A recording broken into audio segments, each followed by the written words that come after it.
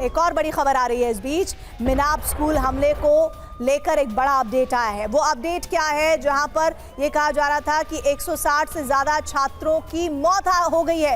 ये बड़ी खबर देखिए, मरने वालों का आंकड़ा बढ़ने की आशंका जताई जा रही थी जब इस अटैक की खबर आई थी, और अब बड़ी खबर इस वक्त आ रही है। मिनाब स्कूल हमले से जुड़ा बड़ा अपडेट है और ये अपडेट बता रहा है कि 150 से ज्यादा, यानी 160 से भी ज्यादा, और हो सकता है कि इससे भी ज्यादा मौत का आंकड़ा सामने आ जाए। छात्रों की जान चली गई है, मरने वालों का आंकड़ा बढ़ने की संभावना है। मिनाब स्कूल में जब अटैक हुआ था तब लगातार इस बात की चिंता थी कि वहां पर बहुत सारे छात्र मौजूद हैं, स्टूडेंट थे। आखिर कितने स्टूडेंट्स की जान गई है? शुरुआत में आंकड़ा काफ़ी कम था, लेकिन अब ये आंकड़ा 160 को पार कर गया है, और जब और ज़्यादा बात होगी तो हो सकता है कि ये आंकड़ा बढ़ भी जाए।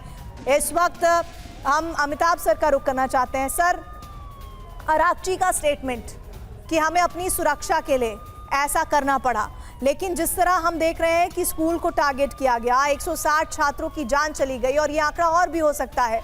सर, मानवीयता की तो अब कोई बात ही नहीं रह गई है करने के लिए। देखिए, मानवीय विभीषिका अभी तो और परत दर परत दिखने लगेगी।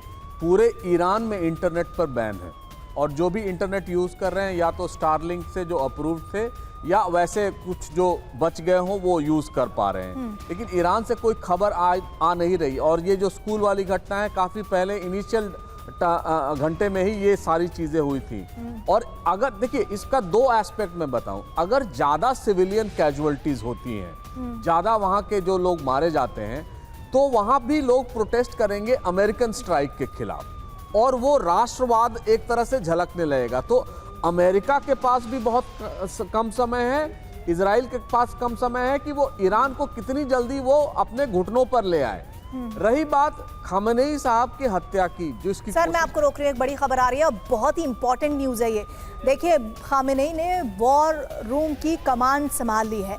अभी तक जिस खामेनेई को लेकर, उनके संबोधन को लेकर इंतजार किया जा रहा था, उनसे जुड़ी हुई बड़ी खबर, खामेनेई ने संभाली है वॉर रूम की कमांड। बड़ी खबर इस वक्त, और खबर ये कि खामेनेई के कमांड पर मिलिट्री ऑपरेशन होगा। अरब मीडिया के हवाले से ये बड़ी खबर। अरब मीडिया पर जो खबरें आ रही हैं, उससे पहले अरागची जो विदेश मंत्री हैं ईरान के, उन्होंने कहा कि हमें अपनी सुरक्षा के लिए ये करना पड़ा, हम माफ़ी मांगते हैं, लेकिन हम कैसे सुरक्षित रहेंगे जब वहाँ पर यूएस बेस होंगे सैन्य, और ऐसे में अपने आप को साबित करने के लिए हमें ये अटैक करने पड़े हैं। लेकिन ये जो स्टेटमेंट्स आ रहे हैं, और ये अगर अरब के मीडिया के हवाले से आ रहे हैं, तो ये बहुत इंपॉर्टेंट हो जाता है। ये अरागची या फिर कोई ऐसा नेता नहीं ईरान का कह रहा है कि इस तरह से आप खामेनेई को अब वॉर रूम में कमांड संभालते हुए देखेंगे। ये अरब मीडिया से खबर आ रही है। अरब मीडिया के हवाले से खबर है कि इस वक्त खामेनेई ने संभाल ली है वॉर रूम की कमांड, और खामेनेई के कमांड पर मिलिट्री ऑपरेशन शुरू हो चुका है। उत्कर्ष सर, आपको क्या लग रहा है, ये खबर कितनी ज़्यादा सही, हकीकत के करीब आपको दिखती है ऐसे वक्त में जब इंतज़ार इस बात का नहीं, इस खबर का नहीं, बल्कि खामेनेई के संबोधन का है?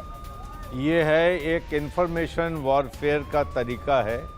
खामेनेई के IRGC या जो भी इसको कर रहे हैं, मिलिट्री ऑपरेशंस को वहाँ से डायरेक्ट कर रहे हैं, उनको खामेनेई के पर्सनल उसकी ज़रूरत नहीं है।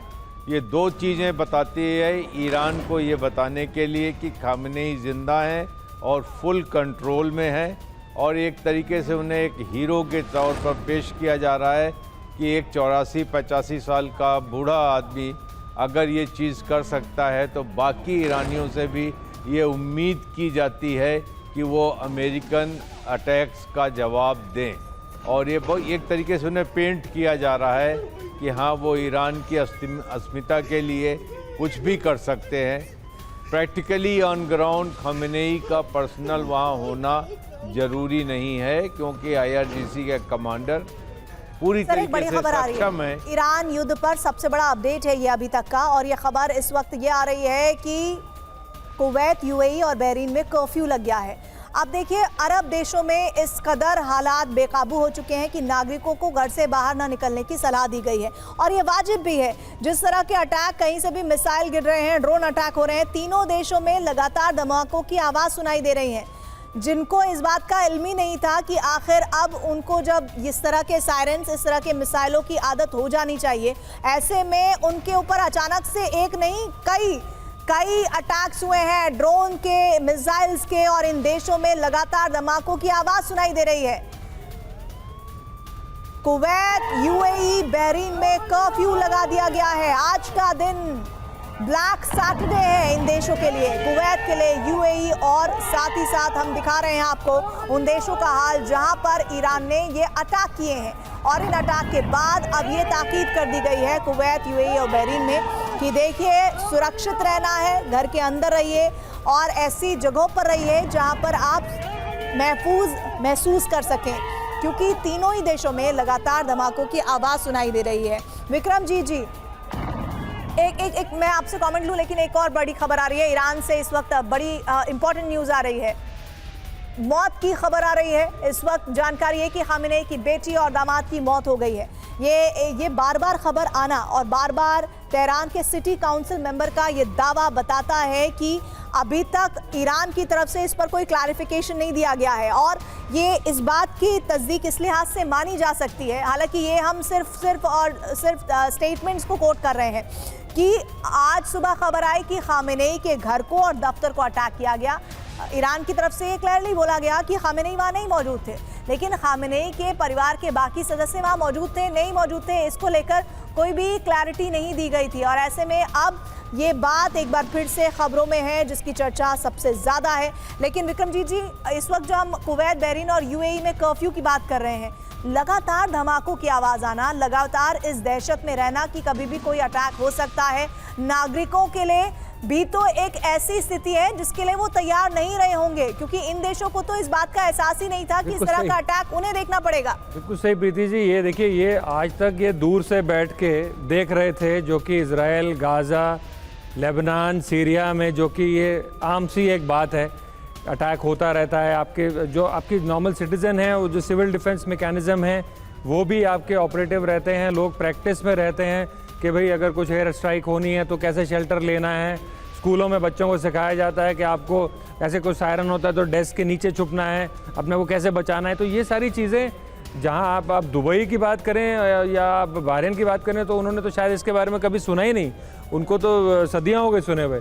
कुवैत और इराक, खैर इनका तो वॉर हो चुका है, जो अरब खाड़ी की वॉर हुई थी, तो ये बिल्कुल इनके लिए एक नया वो है। लेकिन अवश्य ऐसा होना चाहिए ताकि आप सिविलियन कैजुअलिटीज़ जो हैं वो उनको कम से कम करें, चाहते हुए ना चाहते हुए जो भी कोलैटरल डैमेज हो रहा है उसको कम से कम करने के लिए इन सबको अंदर रहना पड़ेगा। आपको याद होगा प्रीति जी, सिंदूर में, दिल्ली में भी इसका एक दो बार एक्सरसाइज किया गया और उसका रिजल्ट जो कि है वो काफ़ी, मतलब वो भी एक अलग ही चर्चा का विषय रहा, क्योंकि दिल्ली वालों को भी ऐसी आदत नहीं है।